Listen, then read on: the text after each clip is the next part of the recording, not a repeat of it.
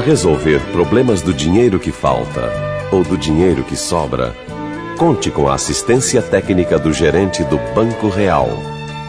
Pergunte. Ele responde com a mesma exatidão com que responde pelas 10 empresas do Grupo Real. Humberto Marçal. De Gaulle morreu em novembro, na noite de 9/10, vitimado por um ataque cardíaco. De acordo com seu desejo, foi enterrado sem pompas numa cerimônia extremamente simples, a que compareceram apenas seus parentes e amigos mais chegados em Colombey-les-Églises. Alberto Cury. Amanhecia. O sol despejava sua chuva de ouro. A 1 quilômetro da praia, retornava um pesqueiro lançando na água as suas sobras de iscas. O aviso percorreu o bando e centenas de gaivotas surgiram, mergulhando, lutando por seu café matinal. Ramos Calheiros. Grandes nomes do rádio, da locução, grandes vozes. Mas muita gente não conhece suas histórias, porque alguns não estão mais aqui para contar pra gente. Por essa razão, eu, Antônio Viviani e Nicola Lauleta resolvemos homenagear as grandes vozes da locução para contar aqui as suas histórias na série de podcasts Voz Off. Com a gente e para vocês, Jorge Elal. Mais uma vez aqui com vocês no nosso podcast Voz Off, recebendo grandes nomes da locução, grandes nomes da publicidade, do rádio, da televisão brasileira. E hoje temos o prazer de receber uma figuraça aqui, não é, Nicola? Jorge Tadeu Saad Elal. Tudo bom, Jorginho? Tudo, Toninho. Obrigado pelo convite, Nicolinha. Estamos aqui para contar a história. A gente... Você passou dos 50 anos, começa a contar a história, exatamente, né? Então. É exatamente sobre isso. E a gente vai contar umas histórias boas também, que vão permeando a sua vida profissional. Com certeza. Que é aquele negócio bacana. Bom, moleque travesso, Jorge Elal, né? Pelo jeito. Se a gente comparar o moleque que ele foi depois, né? Desde que a gente o conhece, já pode imaginar que desde a infância o Jorginho aprontava bastante. Não... Eu quando era na idade dos 12, 13, eu era um bobão. É mesmo? Era um trouxa. Sabe aqueles moleque bobo? Você pega hoje uma criança de 10 anos, dá nó na gente.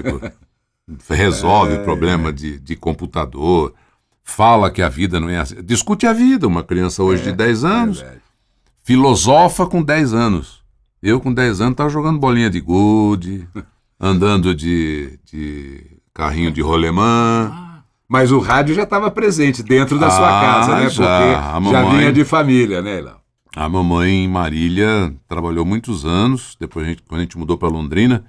Você nasceu em Marília? Eu nasci em Marília. Nasci em Marília e nasci na Santa Casa de Misericórdia de Marília. Depois eu fui para Londrina, fomos para Londrina. Meu pai assumiu a gerência da Casas Buri. Isso foi em 1960... 1960 não, 1950 e pouco, 1955. E eu disse para a mamãe que eu queria ser locutor. E eu com 10 anos já tinha essa voz.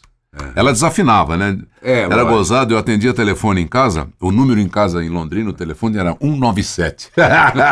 197. Aí eu atendia... E eu... a voz... Você sabe que meu avô era maestro, né? E ele dizia o que era isso aí. Isso não é desafinar. É oitavar. É uma oitava abaixo ou uma oitava acima. Já está começando a oitavar, Netinho? Está começando a oitavar, é verdade.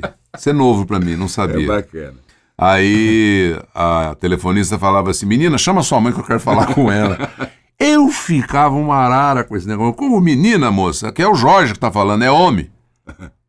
Então, você me desculpa, mas chama sua mãe, eu preciso falar com ela.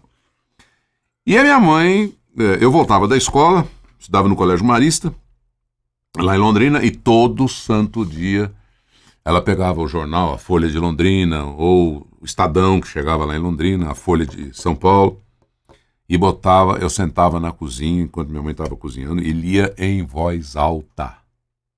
Aí eu ficava com o saco cheio, eu não queria. Leia, você vai aprender a falar. E lia. Todo santo dia, Toninho. Vários anos eu fiz isso. Tanto é que na escola eu virei narrador, na escola eu virei apresentador, na escola eu participava do Grêmio Estudantil, eu era o líder. Na missa, se lia. Na missa, sério, eu ia ali o Evangelho.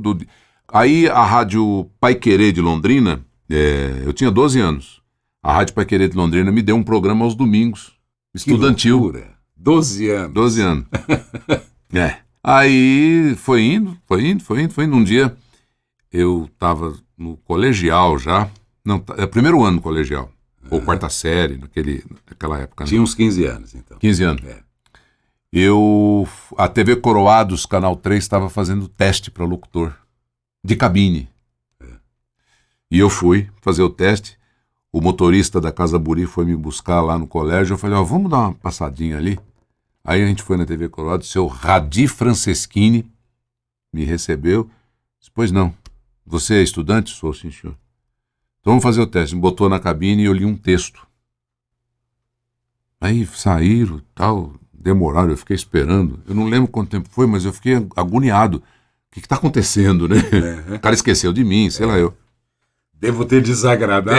E ele não sabe como, né? Me mandar embora. Aí ele virou. Afinal, você era filho do cara da Ele não sabia, Buri, né? ele não sabia. Não. A TV estava inaugurando. Ah, bom. Aí ele virou para mim e disse, você foi aprovado? Isso era 12:00 e pouco, 12:30. Você é menor de idade, fala pro seu pai para ele vir aqui, para te autorizar, pra gente fazer um documento, para você começar a trabalhar hoje, às 5 horas da tarde, que é a hora que a TV Coroados, Canal 3 de Londrina, entra no ar. Isso foi dia 21 de setembro de 1963. Que bacana, hein? A marca começa aí, fora o tempo da Rádio Paiquerê. Aí depois, foi, né, de locutor de cabine, eu fui para apresentador de telejornal, aí comecei a gravar comerciais. Aí no ano seguinte a Rádio Alvorada dos Padres me chamou, eu fui ter um programa chamado Brotos, Somente Brotos. Ai que pureza! Aí lá fui eu, era das 3 às 4, das 4 às 5, estava lá apresentando um programa de rádio todo santo dia. Em janeiro de 65 a gente mudou para São Paulo. Aí eu fui bater na porta. Fui aqui, fui ali, fui na TV Excelsior. Canal 9. Canal 9. Não ligue para isso, ligue para o 9 e leia sempre a Folha de São Paulo. Foi onde começou a Regina Duarte. Dali que ela foi conquistando o título de namoradinha do Brasil. Do Brasil. Essa musiquinha que eu cantei era quando a imagem saía do ar, voltava, aí eles tocavam essa vinhetinha. Fui lá, fiz o teste de locutor de cabine também. Porque começava por aí, né, Toninho? Claro. No rádio se trabalhava de madrugada para ler notícia e tal. Enfim. Aí eu fiz o teste e o chefe dos locutores era o Brim Filho. Brim Filho. Outro dia o Odair esteve aqui e a gente fez ele imitar um monte de gente. E o Brim. Mas eu sei disso. Então, aí como esquecemos com o Odair, nada melhor do que o outro grande imitador do Brim Filho. Tá aqui, puxa vida, por favor, Elau. Aí ele... Faça o diálogo. Calipígio, você não foi aprovado. Parece o Barney, meu. Tadinho, ele já descansou. Mas o Brim Filho virou, disse que não dava, que era para eu ir embora. Quem sabe numa outra oportunidade. Aí quando eu desci, cruzei com o Calil Filho, que era o diretor artístico. Ou diretor de jornalismo, parece. Mas o Brim Filho era assim... E vem aí o show da manhã. Cotação Jovem Pan. Cotação Jovem Pan, péssimo. Ótimo, muito bom. Não era pela sua TV Excelsior e Canal 9, Moacir e Franco Show. Muito bom. E ia pro ar isso. Pô. É muito bom. É isso que eu ficava... Era tão engraçado que virou meme, como é que se diz? Mesmo. Virou marca. Virou marca da TV isso Excelsior na época. E ele ficou muitos anos na Jovem Pan, né? Exato. Na Jovem Pan. Muito bom. Bom, aí você encontrou o Calil Filho? Conversamos, batemos um papo. Ele falou, você tem uma voz muito bonita, mas não foi aprovado, né? Fiquei sabendo. Eu falei, Mas tudo bem.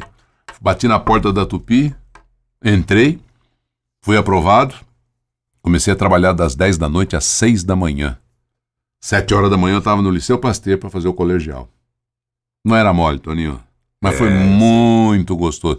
Foi nessa época que eu te conheci, quando chegou a difusora. Isso. E nós fomos trabalhar com o Luiz Fernando Malhoca. Exatamente. E aí eu fazia a madrugada também e acordava de manhã para entrar no cursinho às 7. Fazia até as 2 da madrugada e tinha que acordar, sei lá, 6 horas da manhã. Eu saía do Sumaré. O Gessner Las Casas me dava carona na sua variante. Após o grande jornal falado Tupi. E aí a gente vinha, ele me deixava ali na Praça da Sé, eu pegava Conselheiro Furtado inteirinha a pé e entrava na Tamandaré e ia até a pensão ali, a pensão do Kojak. Aí acordava cedo e ia pro ângulo. Quando eu trabalhava na Globo, eu pegava carona na Rádio Nacional, com o Luiz Lopes Correia. Olha... Ele tinha uma Kombi, acho que era Kombi, e ele suava e tirava a meia e botava a meia pra secar em cima do painel. Jorginho, 1 minuto para o comercial. 1 minuto para o comercial. Famoso gravata borboleta da TV Globo. O Globo em 2 minutos em edição especial ainda sobre o sensacional assalto dos 95 mil cruzeiros. Além do polícia militar Alaor Veiga morto no local, acaba de falecer no Hospital São Carmo a menina Sônia Alves Borges, sobrinha do Dr. Braulio Borges. O gerente do banco Oscar Drummond encontra-se em estado desesperador. Prosseguem as diligências no local e proximidades na tentativa de capturar os outros componentes da quadrilha de assaltantes. Meio minuto para o comercial. Legal, né, Jorge? Agora. E aí, na Tupi, você conheceu o Hélio Ribeiro? Sim. Não. O Hélio foi depois. Na Bandeirantes? Já? Não, na própria Tupi. Na própria Tupi. Foi numa segunda etapa que eu voltei para Bandeirantes, para Tupi. Aí foi o Ferreira e eu. Aí ficamos nós 3. Do meio-dia às 6 era nosso. Que bacana. Aquela fase foi muito legal. Foi a melhor fase do Hélio, né? A melhor fase do Hélio com o João Antônio de Souza. Que aí a gente foi... o Johnny Black, pessoal. O Johnny Black. Depois fomos todos nós para Bandeirantes, na época. O Ferreira contou a história, que o dia que eles foram para Bandeirantes, que o Hélio tirou vocês da Tupi e falou, nós vamos para Bandeirantes. E aí chegou lá, o Ferreira entrou numa sala, ele entrou em outra com o diretor e saiu brigando com o diretor. Não foi nessa mesma ocasião, então? Eu não lembro disso. Não, e aí o Ferreira ficou sozinho na Bandeirantes, porque o Hélio, na hora de acertar o contrato, deu uma briga danada lá. Nossa. Então talvez tenha sido um pouco antes, mas depois o Hélio voltou para Bandeirantes. Talvez tenha sido, então, essa oportunidade que você tem aí do Hélio. E na Bandeirantes foram muitos anos, né? Muitos anos. O rádio é uma baita de uma escola, né, Tony? O rádio é a minha mídia preferida, embora muita gente não goste no meio publicitário, porque é que a TV encanta, né, por causa da imagem, né? A imagem é muito rica, mas o rádio faz sonhar, o rádio faz você viajar. Você viaja com a música, você viaja com a locução, você viaja com o texto, você bota a imaginação para funcionar. Na TV tá tudo pronto, é só engolir. Por exemplo, já vem mastigado. Na televisão, o Antônio Pimentel não faria o mínimo sucesso. Nada. Absolutamente nada. Agora, no rádio, o cara era um show. Exato. O correspondente Renner, né? Ele, o Franco Neto, os dois dominaram o noticiário na época do Alexandre Kadunk. Aliás, outro dia eu fiz esse comentário. Eu tive grandes diretores artísticos, e você deve ter tido também, Tony. Também. Que a gente andou mais ou menos juntos. Eu tive o Luiz Aguiar, o Luiz Fernando Maliota, Antônio Celso, grandes nomes. Mas é que você veio um pouco antes. Pouco antes de você. Eu peguei a rabiola aí do Rádio de Ouro. Cheguei a pegar a rabiola. É verdade. Você já estava antes, né? Eu tive o Jorge Caion Gadia, eu tive o próprio Clodoaldo José na Rádio Bandeirantes, o Salomão Esper. É muita gente boa. E na publicidade, tá aqui a minha gratidão, tá aqui do meu lado. Fala o nome dele aí. Seu Nicola Lauleta, que trabalhava, tinha a as duas agências de publicidade famosíssimas de São Paulo. A Proem, né? A Proem e a Black and White. E a gente... Quantas e quantas coisas o Nicola fez comigo e gravamos muito. Então é assim, ele, é Malgeri Neto, é... Tudo gente que... Tudo não. O Nicola tá aqui, mas o Malgeri já morreu, né? Bom, vou aproveitar. Eu tô aqui, mas como se já tivesse morrido. Eu vou aproveitar e dar o meu testemunho aqui, porque... por favor, deve. Porque a gente estava lá, né, na Tupi, difusora, na época, e aí eu virei pro Elal, falei, como é que é esse negócio aí de comerciais aí? Porque um dia o Claudinho Branco foi lá gravar um comercial na difusora. Falei, mas como é que pode? Esse cara não trabalha aqui, ele veio aqui, gravou um comercial. Que história é essa, né? O Paulinho Coragem falou, não, ele vem, grava e ganha. Falei, puta, olha que bacana. Ganha mais que a gente. Aí eu falei pro Elal, pô, você grava, pode? É porque a gente ouvia, né, seus comerciais, bacana. Desde Poços de Caldas, né? Os comerciais da Buri e tudo mais. E aí eu falei pro Elal, ele falou, vamos comigo. Aí o Elal tinha um Galaxy. Só que aí, um dia que ele foi engraçado isso, porque... nós saímos com o meu carro, eu tinha um Chevetinho, alguma coisa assim, acho que eu já não tinha mais o Fusca, já tinha um Chevetinho. E ele entrou no meu carro e ele falou, ô Toninho, ô Mineco, menino, você não lava o vidro desse carro, não? Aí Bom, aí descemos e ele me levou em 2 lugares. Na Diana, a produtora de vídeo, e depois, bom, agora te apresentei aqui, agora vamos no estúdio de som que eu vou te apresentar. Aí atravessamos a Paulista e viemos pro lado de cá, né, pro lado do Paraíso, e aí ele me trouxe até a Ecos do Nicola Lauleto. E foi assim que o Nicola me conheceu e foi onde eu gravei meu primeiro comercial de rádio e depois o primeiro de televisão também, graças ao meu padrinho aqui, Jorge Elal.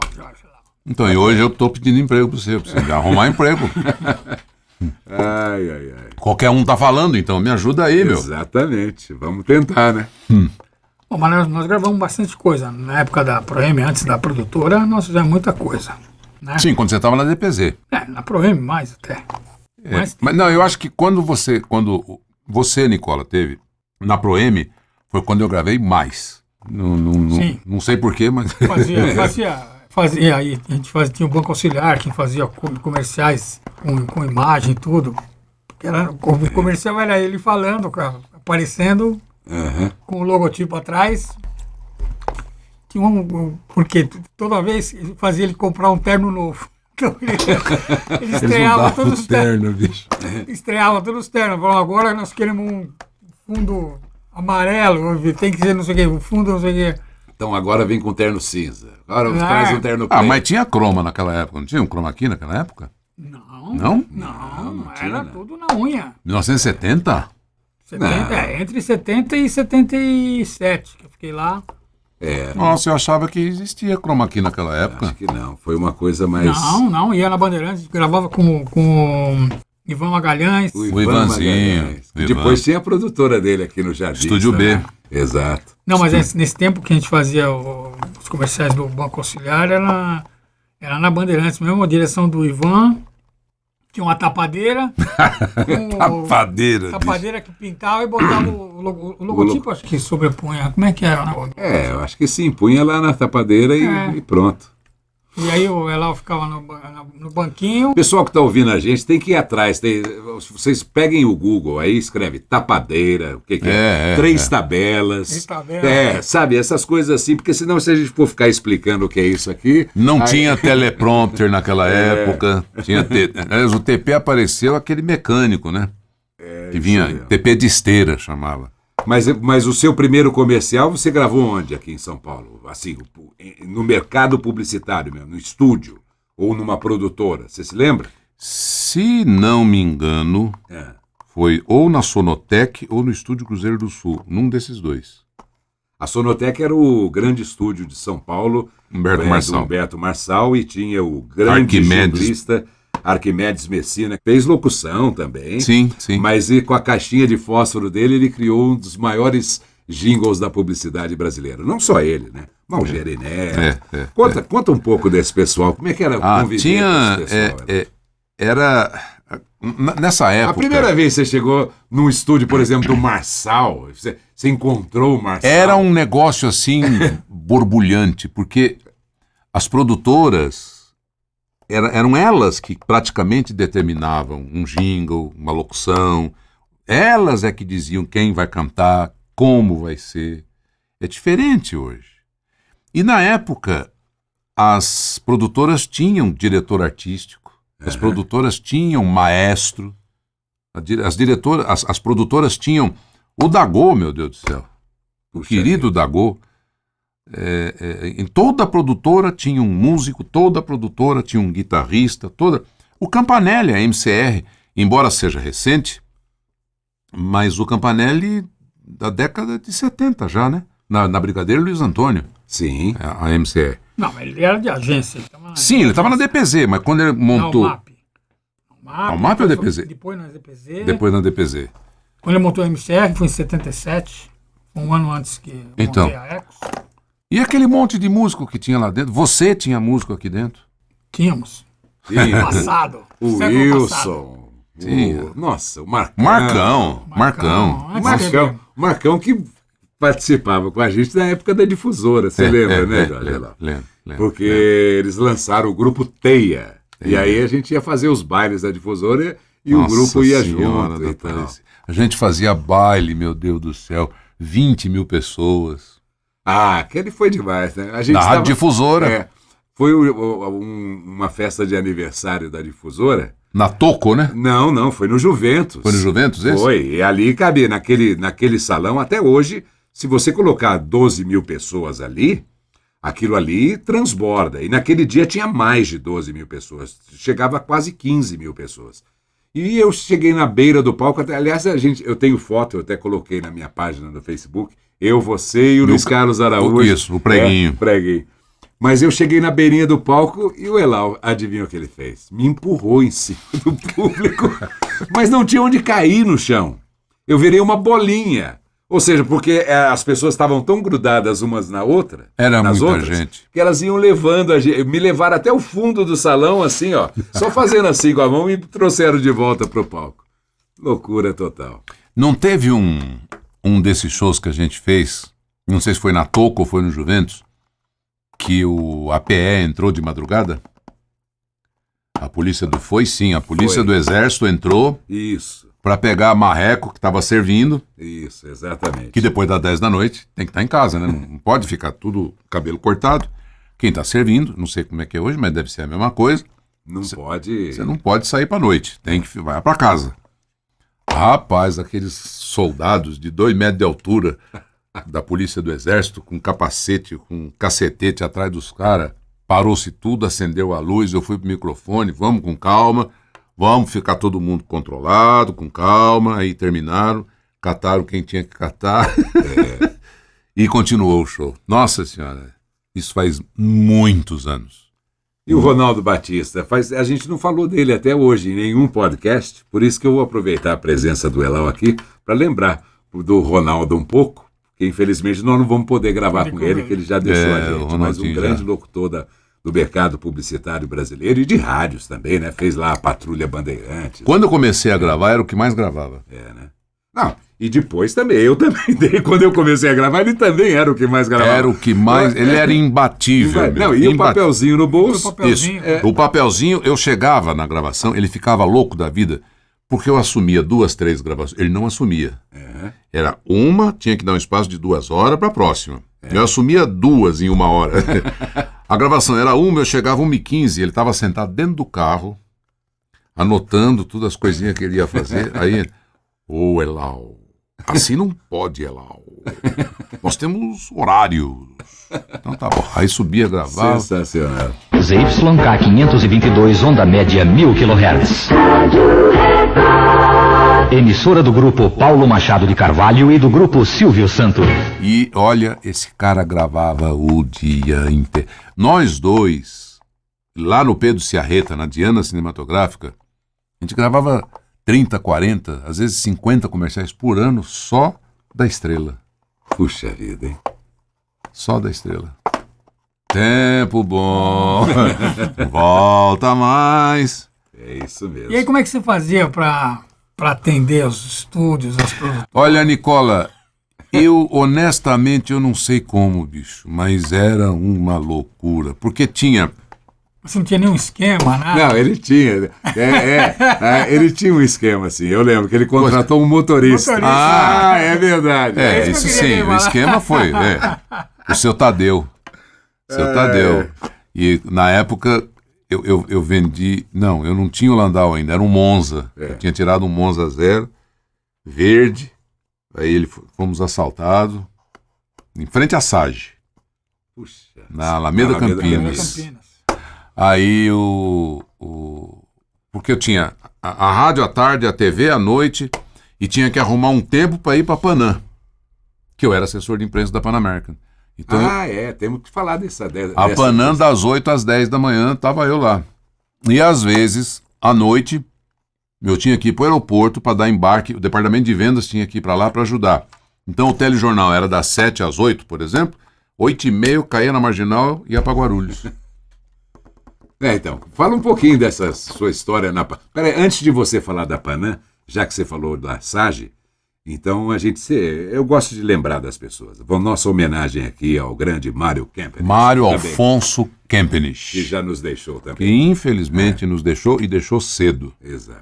Ele era a mola mestra da SAGE. A SAGE era a maior produtora de audiovisuais do mundo. Que coisa louca.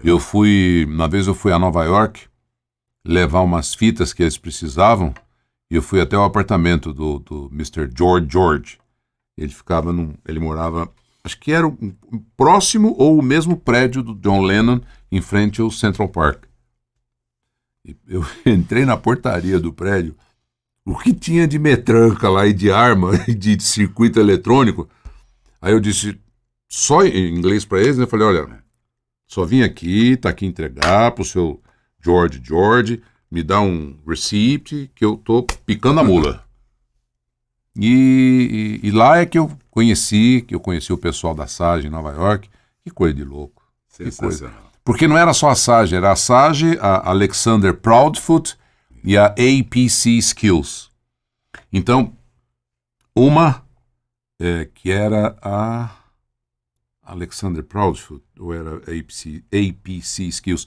Uma das duas prospectava clientes. A outra ia lá e fazia reunião com os clientes, com o cliente, para ver qual que é o problema que eles estão tendo, se é de produção, se é de comunicação, se o marketing deles não estava certo, se tinha muito funcionário ou pouco funcionário, se comprar, porque a empresa, aliás, isso eu aprendi com meu pai, empresa que não sabe comprar, não sabe vender. Empresa que não sabe comprar, não sabe vender. E é verdade, né? Então, eles faziam esse apanhado todo, entregava, acho que é para Proudfoot, a Proudfoot elaborava um projeto, entre outras coisas. Nesse projeto, tinha o audiovisual. Que a SAGE produzia. E a SAGE produzia, que gravava, e lá gravava uns 2 ou 3 locutores lá. Nossa, eu também gravei muita coisa na SAGE. Ali era um... Que coisa de louco que era. Era demais. Que coisa. Outro dia encontrei com a KT, com a Beba. Que legal. Elas estão muito bem, obrigado. Graças a Deus. Muito bom. Bom, mas fala um pouquinho da Pan America. Você aproveitava esse seu cargo de assessor de imprensa na Pan America e viajava bastante. Claro, né? como todo funcionário, né? Certo. Não tinha nada para fazer sexta-feira, a gente estava... Quando nós vamos fazer? Vamos embora para Nova York, vai. Vamos lá, vamos para Londres, vamos para Los Angeles, vamos para Las Vegas. Só que tinha que estar segunda-feira aqui. Claro. Então ficava dentro de avião, dormindo no avião e vai lá. Nova York a gente ia para trazer algumas coisinhas e tal. Aquela época boa, né? Boa. Época que de... bom. Trazia sandália havaiana lá de Nova York para cá. Você vê? Eu lembro de um programa bacana ou de um comercial bacana que você... Eu fiz um comercial lindíssimo. Eu estou tentando lembrar o nome dela. O Nicola conhece muitíssimo bem. Foi do Johnny Walker Red Label. O tema era paixão. E ficava... O comercial custou mais de $1 milhão. Um comercial espanhol que as moças ficavam dançando todas com voal, todas lindíssimas. O comercial é lindo. E eu não consigo lembrar o nome dela agora. Dela A quem? produtora? Da produtora, não, da... Quem me dirigiu, quem me dirigiu, Jaqueline, não. Ai, que maldade essa de não lembrar. Eu tenho o comercial comigo. É lindo esse comercial, é lindo. Johnny Walker Red Label.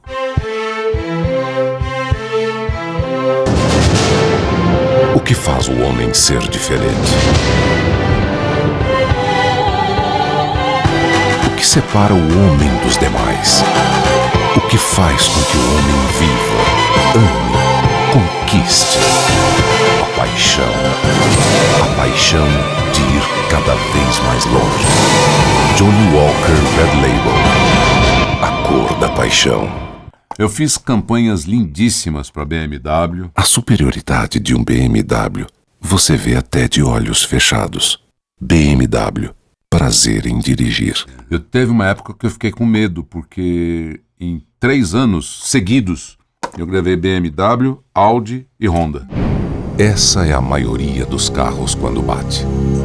Por isso, a Audi fez no Brasil o mesmo teste que apontou o A6 como o importado mais seguro nos Estados Unidos.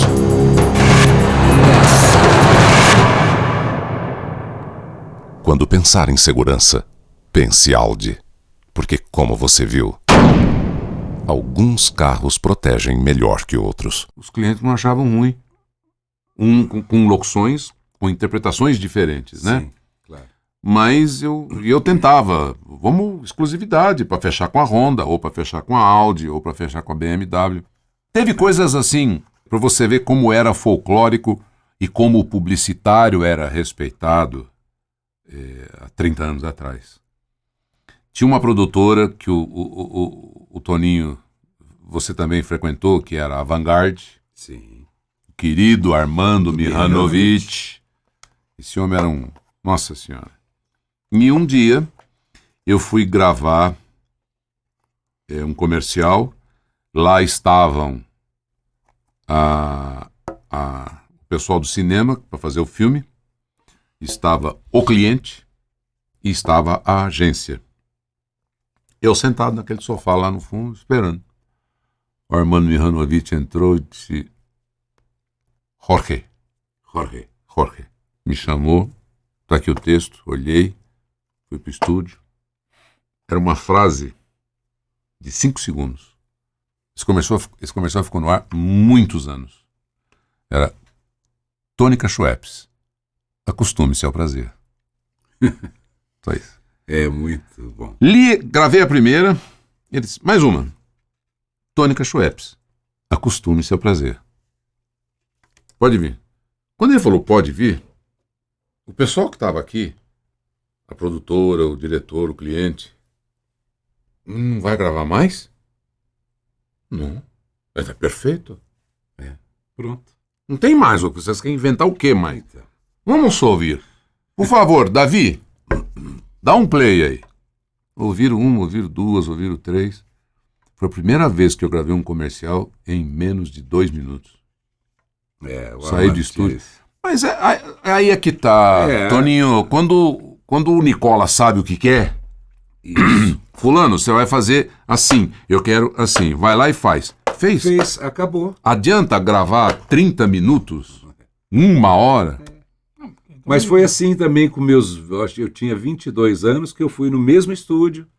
E aí ele estava lá com a sobrinha da Sara, sobrinha da Ângela, né, que cantavam maravilhosamente bem, mas essa sobrinha era sobrinha delas, era filha da irmã delas que não cantava. E a menininha foi lá e já estava pronto o jingle a hora que eu cheguei. O Mário Lúcio, que eu acho que produziu também, junto, ela cantando Aquarela do Toquinho, a criancinha, e eu cheguei e falei: Faber-Castell, sua companhia para escrever, desenhar e pintar. Pronto, acabou. E foi um dos mais famosos da minha vida também até hoje. Bacana. É gostoso isso. E isso prova o quanto esses caras sabem. O quanto o Nicola sabe. O quanto um diretor de criação sabe o que pede e tem certeza do que está pedindo e não precisa pedir a bênção do cliente do dono da Schweppes, para dizer se tá bom ou se tá ruim. Muito bem. Chegamos então ao final de mais um Voz Off. Temos que agradecer aqui o Jorge Lau por sua presença. Jorge Laus. Jorge Laus. Eu tinha as fãs que ligavam, né? Ligava o Zezinho lá da portaria na Rádio Tupi. Jorge Laus, tem uma morena aqui que quer conhecê-lo. Aí você pode subir. E você lembra como é que era, o pessoal me chamava, que ele me engraçava, Viviano. O seu Viviano, então eu chamava ele de Viviano. Seu Viviano, porque é homem, fala grosso, não pode ser Viviane. Exatamente. Aí eu caso com uma mulher Viviane, pode? Ótimo. A Viviane é uma graça, pessoa uma santa para me aguentar. Exatamente. É um fato. É um fato. Mas eu mudei muito, viu, Nicolinha? Você não tem esse direito de falar assim de mim. Tá bom. Tá bom, o cara acredita, né? Você chegou a ver o Nicola brabo? Ou irritado? Não. Ele arrasta a perna pra cá, arrasta a perna pra lá, arrasta a perna pra cá, arrasta a perna pra lá. Bicho, sai de perto porque o cara vai babar. Esse é o Nicola brabo. Legal.